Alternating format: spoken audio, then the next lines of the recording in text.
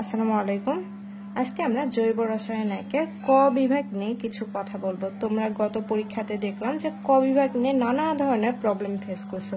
আমি শুধুমাত্র ইম্পর্টেন্ট কিছু কোশ্চেন দেখানোর চেষ্টা করব, যেগুলো একবার হলেও আমাদের দেখে যাওয়া উচিত। প্রথমেই আমাদের যে অধ্যায়টা রয়েছে জৈব যৌগের বন্ধন, এই জৈব যৌগের বন্ধন থেকে দেখো আমাদের সংকরায়ন এটা পড়া উচিত, কারণ সংকরায়ন হোক ক বিভাগে অথবা টিকাতে আমাদের আসেই থাকে, অথবা খ বা গ বিভাগে সংকরায়ন সম্পর্কে আমাদের প্রতি বছর একটা না হোক একটা প্রশ্ন আসে। সেক্ষেত্রে সংকরায়ন কি আমাদের জানা দরকার। কোন পরমাণু যোজ্যতা স্তরে একাধিক ভিন্ন শক্তির অরবিটাল যদি পরস্পর মিশ্রিত হয় সমশক্তির সমসংখ্যক জ্যামিতিক গঠন বিশিষ্ট অরবিটাল তৈরির প্রক্রিয়াকে আমরা সংকরায়ন বলি। এই যে আমাদের অরবিটাল আছে এস পি ডি এফ, যদি এস আর পি মিশ্রিত হয়ে একটা নতুন অরবিটাল তৈরি করে সেটাকে আমরা বলে থাকি এসপি সংকরায়ন। এখন আসি এই অধ্যায় থেকে আরো কিছু প্রশ্ন পড়া উচিত, যেরকম পাই বন্ধন বলতে কি বুঝো, অথবা আমাদের কার্বো ক্যাটায়ন এটাও আমাদের পড়া উচিত। তারপরে আসি কার্বিন কি, এটা যদিও তেমন গুরুত্বপূর্ণ না, তো তারপরেও আমাদের পড়ে নেওয়া উচিত, কারণ কোশ্চেন কখন কোথায় থেকে হয় বলা যায় না, তাই না। এই যে মুক্তমূলক বলতে আমরা কি বুঝি, মুক্তমূলক বা ফ্রি র্যাডিক্যাল বলতে আমরা কি বুঝি, এটাও আমাদের পড়া উচিত এবং এটা আমাদের জন্য ভালোই গুরুত্বপূর্ণ। মুক্তমূলক কি, যে বহিস্থ কক্ষে একটি ইলেকট্রন থাকে, বা আমাদের কোন একটা পরমাণুর বহিস্থ শক্তি স্তরে যে একটা ইলেকট্রন ফ্রি অবস্থায় থাকে সেটাকে আমরা বলে থাকি মুক্তমূলক। তারপরে আসি কার্যকারী মূলক। কার্যকারী মূলক এটা আমরা সকলেই জানি যে জৈব যৌগের অণুতে উপস্থিত থেকে যে সকল পরমাণু গুচ্ছ বা মূলক যৌগের রাসায়নিক ধর্ম প্রাকৃতিক নিয়ন্ত্রণ করে তাকে আমরা কার্যকরী মূলক বলি। যে এরকম অ্যালকোহলের কার্যকরী মূলক ওএস, এছাড়াও আমাদের আরো কিছু কার্যকরী মূলক আছে, যে এরকম কার্বক্সিলিক মূলক হতে পারে, সেটা CH ও অ্যালডিহাইড মূলক, আরো কিটোন মূলক CO মূলক, অথবা আমাদের ইথার মূলক ROR, এই ধরনের আরো কিছু মূলক আছে যেগুলো আমাদের কি করে, এগুলো হচ্ছে আমাদের কার্যকরী মূলক, যেগুলো আমাদের যৌগের মধ্যে ধর্ম এবং প্রকৃতিটা নিয়ন্ত্রণ করে। এটা আমাদের গুরুত্ব সহকারে পড়ে নেওয়া উচিত। তারপরে আসি মেসোমারিক প্রভাব। এই যে কার্যকরী মূলক বা মেসোমারিক প্রভাব, যদি আমরা ক বিভাগটা একটু ভালো করে পড়ি তাহলে দেখবা যে আমাদের টিকাটা এক্সট্রা করে আর পড়ে নেওয়ার কোনো দরকার নাই, কারণ ক বিভাগ যদি আমরা পড়ি আপনা আপনি দেখা যায় টিকাটাও হয়ে যায়, অথবা টিকা যদি একটু ভালো করে পড়ি দেখা যায় টিকা থেকে অনেক সময় ক বিভাগে বিভিন্ন ধরনের কোশ্চিন আসে। অথবা তোমরা দেখো গ বিভাগ এবং খ বিভাগে যে কোশ্চিন গুলো আছে আমাদের কিন্তু এই যে বোর্ড কোশ্চিন গুলো পড়ে সব সময় কোশ্চিন কমন আসে না, মানে ক বিভাগটা কমন পাই না। তাহলে এই যে আমরা 6 থেকে 8টা বা আমরা 6-7টা কোশ্চিন এমনি এমনি ক বিভাগ থেকে কমন পাই, আর বাকি কোশ্চিন গুলো কোথায় থেকে হয় বলতো? এগুলো কি বই থেকে উড়ে আসে না আকাশ থেকে পড়ে? কোনোটাই না। এগুলো হয় কি জানো, যে আমাদের খ বিভাগ বা গ বিভাগে যে কোশ্চিন গুলো আছে সেগুলো থেকে অনেক সময় একটু বেসিক ভাবে আমাদের ক বিভাগে উঠিয়ে দেওয়া হয়। এইটুকুই জাস্ট। যদি আমরা খ বিভাগ বা গ বিভাগ ভালোভাবে পড়ি তাহলে দেখবা যে ক বিভাগের 1-2টা প্রশ্ন এমনি এমনি দেওয়া যাচ্ছে। তাহলে এই যে মেসোমারিক প্রভাব, এটাও আমাদের পড়ে নেওয়া উচিত। মেসোমারিক প্রভাবটা কি, কোনো অসম্পৃক্ত দ্বিবন্ধন বা ত্রিবন্ধন যৌগের একান্তর দ্বিবন্ধন যৌগের পাই বন্ধনের সাথে যদি কোনো একটা ইলেকট্রন আকর্ষী যুক্ত থাকে, ইলেকট্রন আকর্ষী পরমাণু বা গ্রুপ যুক্ত থাকে, তাহলে সেইটা সিস্টেমের পাই ইলেকট্রন বন্ধনের সঞ্চালনে যে পরিবর্তন হয় তাকে আমরা মেসোমারিক প্রভাব বলে থাকি। তাহলে এখানে কথাগুলো কি বলছে আমরা শুধুমাত্র থিমটা মনে রাখার চেষ্টা করব। যদি আমাদের থিম মনে থাকে তাহলে দেখা যাবে যে আমরা প্রশ্নটা এমনি গুছিয়ে লিখতে পারছি। তাহলে এখানে বলছে যে আমাদের দ্বিবন্ধন বা ত্রিবন্ধন, এটা কি একান্তরাল দ্বিবন্ধন যুক্ত যৌগের পাই বন্ধনের সাথে, আমরা জানি যে একান্ত দ্বিবন্ধনের একটা পাই বন্ধন থাকে, এই পাই বন্ধনের সাথে একটা ইলেকট্রন আকর্ষী গ্রুপ বা প্রদানকারী পরমাণু থাকে, সেটা যদি আমাদের পাই সিস্টেমের বন্টনে বা সঞ্চালনে, এই যে আমরা জানি যে পাই সিস্টেম বা আমাদের কোন একটা ইলেকট্রন পাই ডিলোকালাইজেশন ঘটে, এই যে ডিলোকালাইজেশনের মাধ্যমে আমাদের কি তৈরি হয়, মেসোমারিক প্রভাব তৈরি হয়। এখন আসি কাইরাল কার্বন। এটাও আমাদের গুরুত্ব সহকারে পড়া উচিত। কাইরাল কার্বনটা কি, ধরে নিলাম যে একটা কার্বন, এই কার্বনে যদি 4টি ভিন্ন গ্রুপ, আলাদা আলাদা গ্রুপ যুক্ত থাকে সেটাকে আমরা বলে থাকি কাইরাল কার্বন, বা এটাকে বলা হয় অপ্রতিসম কার্বন। এই যে এগুলো আমাদের ক বিভাগ ক্রিয়ার জন্য খুবই খুবই খুবই গুরুত্বপূর্ণ কিছু কোশ্চেন ছিল। এখন আসি আমাদের দ্বিতীয় অধ্যায়ে। দ্বিতীয় অধ্যায়টা হচ্ছে হাইড্রোকার্বন এবং তার প্রকারভেদের অ্যালকেন সমূহ এই অধ্যায়। তাহলে অ্যালকেন সমূহ এখান থেকে আমাদের কি কোনটা কোনটা পড়া উচিত? প্রথমে আসে উডস বিক্রিয়া। এটা যদি আমাদের ক বিভাগের জন্য না হয়, আমাদের টিকার জন্য আমাদের পড়া উচিত, এই জন্য আমরা পড়ে নিব। উডস বিক্রিয়াটা কি? শুষ্ক ইথারের দ্রবীভূত অ্যালকাইল হ্যালাইড। এই যে দেখো, এটা হচ্ছে শুষ্ক ইথার। আমরা ইথারের সংকেত আগে থেকে জানি। এই শুষ্ক ইথারের সাথে আমরা কি মিশ্রিত করব? আমরা শুষ্ক ধাতব সোডিয়াম যোগ করব। এই যে যোগ করার পরে যদি আমরা উত্তপ্ত করি তাহলে আমরা কি পাবো? উচ্চতর অ্যালকেন পাবো। এইটাই হচ্ছে আমাদের উডস বিক্রিয়া। তারপরে যেটা পড়া উচিত কনফরমেশন। এই কনফরমেশনটা আমাদের যদিও ক বিভাগে না আসে, টিকাতে আসার সম্ভাবনা কিন্তু আমাদের রয়েছে, সেজন্য আমাদের একটু ভালোভাবে পড়া উচিত। কনফরমেশনটা কাকে বলে বলতো? কনফরমেশন হচ্ছে কোন যৌগের অণুতে যুক্ত পরমাণু বা গ্রুপ সমূহের বিভিন্ন রকম তুলনামূলক আপেক্ষিক অবস্থান যদি কেবল কার্বন কার্বন একক বন্ধনের আবর্তনের ফলে সৃষ্টি হয়, তবে সেইটার গঠন সমূহকে আমরা কনফরমেশন বলি। তাহলে এখানে কথাগুলো কি কি বলছে? যে কোন একটা যৌগের মধ্যে, সেই যৌগের মধ্যে আমরা জানি যে কোন একটা পরমাণু থাকে বা গ্রুপ থাকে। এই যে পরমাণু বা গ্রুপগুলোর আপেক্ষিক অবস্থান, তাদের অবস্থান যদি কার্বন কার্বন একক বন্ধনের মধ্যেই বা কার্বন কার্বন একক বন্ধনের মধ্যে আবদ্ধ থাকে, তাহলে সেটাকে আমরা বলি কনফরমেশন। তারপরে আসি অক্টেন নাম্বার। এই যে দেখো অক্টেন নাম্বার, এটাও কিন্তু আমাদের টিকা হিসাবে আসে। তাহলে অক্টেন নাম্বারটা কি? কোন পেট্রোল ইঞ্জিনে জ্বালানি রূপে গ্যাসোলিন ব্যবহারের ফলে ইঞ্জিনে যে পরিমাণে ধাক্কা বা নকিং সৃষ্টি করে সেটাকে আমরা বলে থাকি অক্টেন নাম্বার, তাই না? এখন এগুলো আমাদের পড়ে নেওয়া উচিত, অক্টেন নাম্বার। তারপরে আর কি কি ইম্পর্টেন্ট আছে? সিএফসি। এই যে দেখো সিএফসি, এটা আমরা অনেক আগে থেকে পড়েছি বা ক্লাস 9-10-এও পড়েছি, এটা আমাদের বুঝে দেওয়ার মতো কিছু নাই। তারপর বেয়ার টান। বেয়ার টান এটা কিন্তু আমাদের সচরাচর আসে কোথায়? টিকা হিসাবে। এই জন্য আমাদের বেয়ার টান যদি ক বিভাগে পড়ি তাহলে আমাদের টিকাতেও পেয়ে যাব। তারপরে আবেশীয় প্রভাব। আবেশীয় প্রভাব বা আবেশীয় ফলাফল, এটা আমাদের ক বিভাগ প্লাস টিকার জন্য খুবই গুরুত্বপূর্ণ একটা বিষয়। আবেশীয় ফলাফলটা কি? সমযোজী বন্ধনে আবদ্ধ মৌলদ্বয়ের মধ্যে ইলেকট্রোনেগেটিভ, সেটা হতে পারে ডেল পজিটিভ, হতে পারে ডেল নেগেটিভ। এই যে ডেল পজিটিভ এবং ডেল নেগেটিভের পার্থক্যর কারণে বন্ধনের ইলেকট্রন জোড়া সরে গিয়ে কার্বন পরমাণুর এবং প্রতিস্থাপকের পোলারত্ব লাভ করে। এই যে আমাদের এই ডেল পজিটিভ ডেল নেগেটিভ, এদের মধ্যে আমাদের দেখা যায় যে ডেল নেগেটিভ হচ্ছে তড়িৎ ঋণাত্মকতা এর বেশি। এই যে তড়িৎ ঋণাত্মকতা বেশি হওয়ার কারণে এইটা কার্বনের দিকে সরে যায় বা আমাদের কোন একটা পরমাণুর দিকে সরে গিয়ে সেটা পোলারত্ব লাভ করে। সেই স্থায়ী প্রভাবককে আমরা আবেশীয় প্রভাব বা আই প্রভাব বলে থাকি। এটা হতে পারে আমাদের ঋণাত্মক আই প্রভাব বা হতে পারে ধনাত্মক আই প্রভাব। তারপরে যে অধ্যায়টা নিয়ে কথা বলবো সেটা হচ্ছে অ্যালকিন সমূহ। এই অ্যালকিন সমূহের মধ্যে আমাদের কি পড়া উচিত দেখো তো? জ্যামিতিক সমানতা কাকে বলে, এইটা আমাদের পড়া উচিত। বেয়ার পরীক্ষা বলতে আমরা কি বুঝি? বেয়ার পরীক্ষা হচ্ছে আমাদের ক্ষারীয় পটাশিয়াম পারম্যাঙ্গানেট শীতল লঘু জলীয় দ্রবণে যদি আমরা অ্যালকিনের সাথে বিক্রিয়ায়, এই যে দেখো আমরা অ্যালকিনের সাথে বিক্রিয়া করলাম পানি এবং আমাদের জাইমান অক্সিজেন, এবং এখানে আমরা কি করলাম?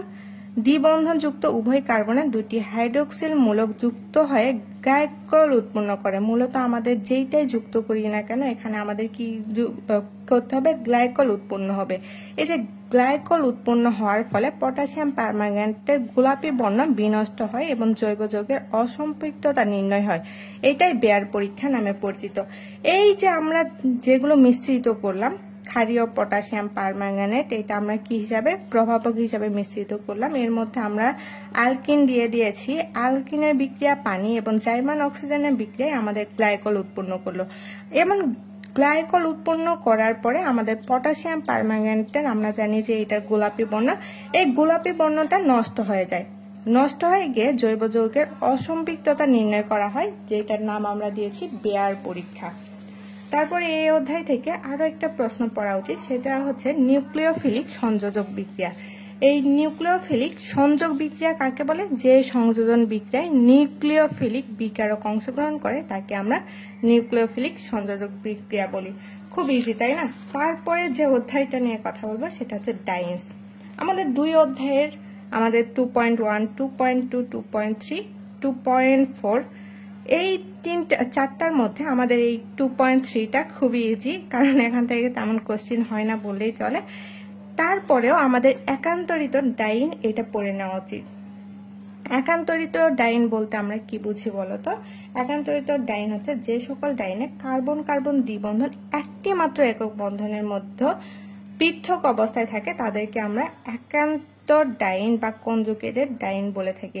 এই যে দেখো এখানে কি হয়েছে যে এই কার্বন কার্বন দ্বিবন্ধন দ্বয় এরা পরস্পর একটা একক বন্ধন দ্বারা পৃথক অবস্থায় রয়েছে, তাহলে সেইটাই হচ্ছে আমাদের একান্ত ডাইন, মানে মাঝখানে কার্বন কার্বন দ্বিবন্ধন থাকবে, এরপরে যেটা থাকবে সেটা হচ্ছে কার্বন কার্বন একক বন্ধন।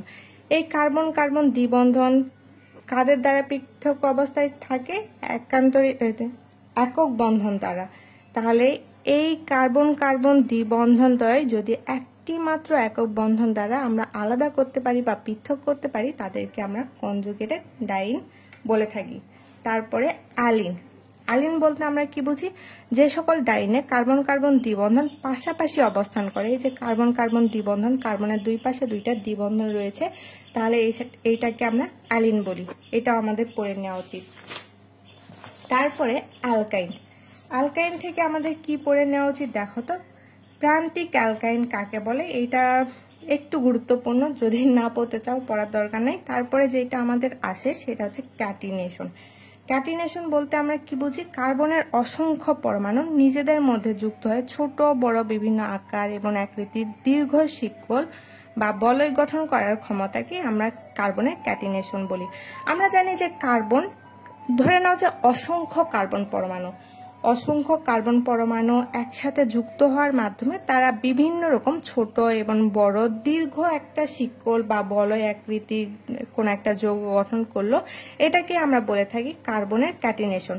কারণ এই ক্যাটেনা অর্থ কি? শিকল, অর্থাৎ কার্বনের ক্যাটিনেশন বলতে আমরা সাধারণভাবে বুঝে থাকি কার্বনের শিকলটাকে।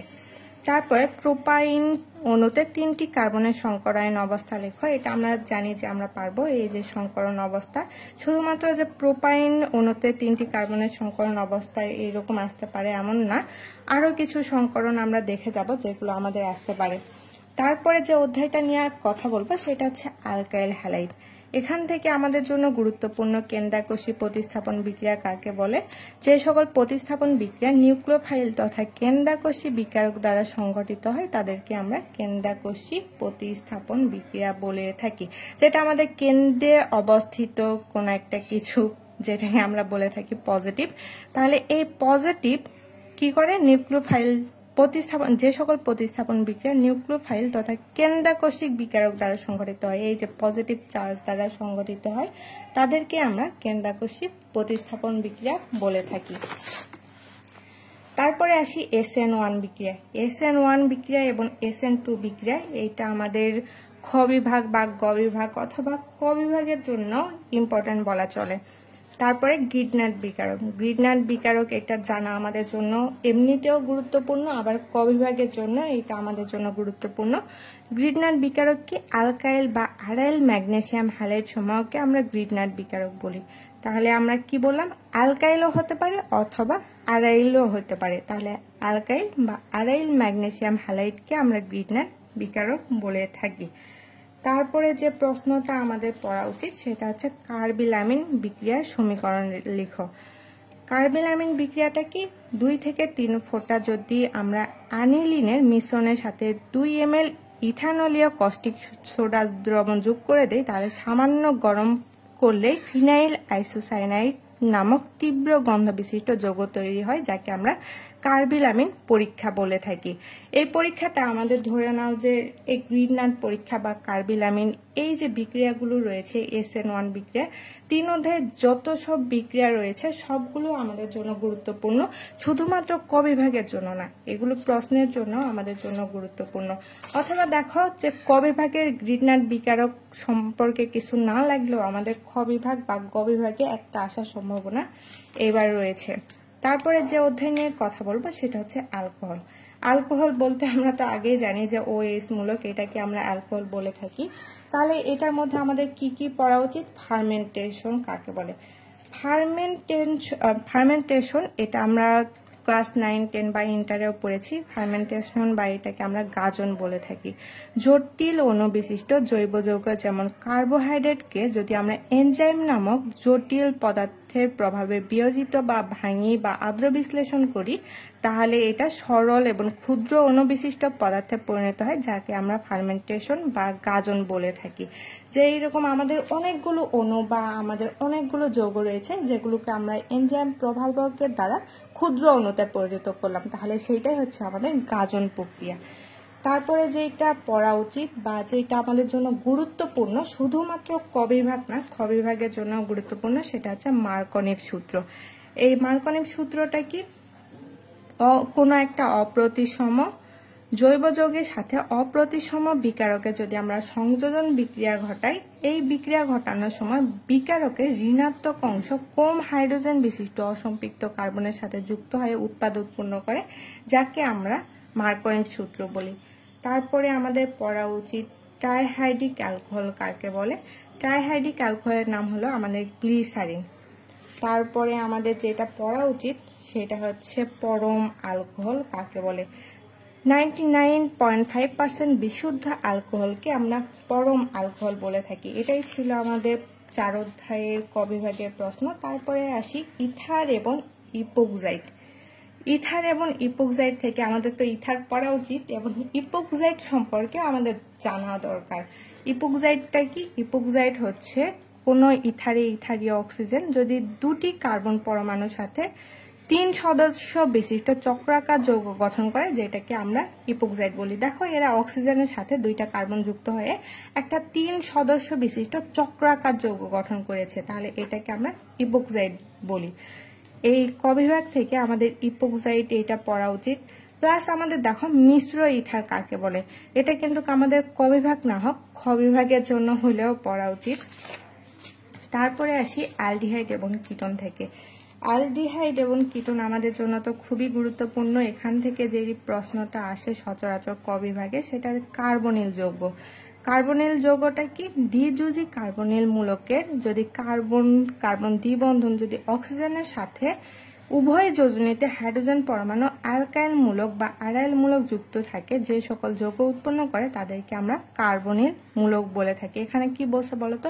একটা দ্বিযুজি কার্বনিল মূলক, সেটা যদি উভয় যোজনীতে হাইড্রোজেন পরমাণু, সেটা হতে পারে অ্যালকাইল মূলক বা অ্যারাইল মূলক দ্বারা যুক্ত হয়ে নতুন একটা যৌগ উৎপন্ন করে, সেটাকে আমরা কার্বনিল মূলক বলে থাকি। তারপরে যেটা আমাদের পড়া উচিত সেটা হচ্ছে ফরমালিন। ফরমালিন তো আমরা না দেখলেও বলতে পারি, তাই না? ফরমালিন হচ্ছে মিথানলের বা ফর্মালডিহাইডের। আমরা জানি যে ফর্মালডিহাইড আমরা সচরাচর পড়ে থাকি। এই ফর্মালডিহাইডের যদি 40% জলীয় দ্রবণ, এটাকে আমরা ফরমালিন বলে থাকি। তারপরে পড়া উচিত ইলেকট্রন আকর্ষী বিকারক। ইলেকট্রন আকর্ষী বিকারক বলতে আমরা কি বুঝি? যেটা ইলেকট্রনের প্রতি আকর্ষণ থাকে সেইটাকেই আমরা ইলেকট্রন আকর্ষী বিকারক বলি। শুধুমাত্র বই থেকে মুখস্থ করলে হবে না, আমাদের নিজেদেরও মাথা থেকে কিছু আসতে হবে। দেখো কার্বিলামিন পরীক্ষা কাকে বলে, এটা একটু আগেও আমরা পড়েছিলাম। তারপর ক্লিমেনসন বিজারণ, এটা আমাদের ক বিভাগ প্লাস্টিকের জন্য খুবই গুরুত্বপূর্ণ। ক্লিমেনসন বিজারণটা কি? অ্যালডিহাইড এবং কিটোন সম জিঙ্ক অ্যামালগাম এবং গাঢ় হাইড্রোক্লোরিক অ্যাসিড দ্বারা যদি বিজারিত হয় সম্পৃক্ত হাইড্রোকার্বন উৎপন্ন করে। এক্ষেত্রে অ্যালডিহাইড এবং কিটোনের কার্বনিল মূলকটি যদি সরাসরি বিজারিত হয় মিথিলিন মূলকে পরিণত হয়, তাহলে একেই আমরা ক্লিমেনসন বিজারণ বলি। এখানে আমাদের কি কি বলছে বলতো? অ্যালডিহাইড নিতে হবে অথবা কিটোন নিতে হবে। তাহলে অ্যালডিহাইড এবং কিটোনের সাথে যদি আমরা জিঙ্ক অ্যামালগাম বলতে আমরা কি বুঝি? ZnHg, এইটুকু, তাই না? তাহলে জিঙ্ক অ্যামালগাম এবং আমরা কি নিলাম গাঢ় HCl।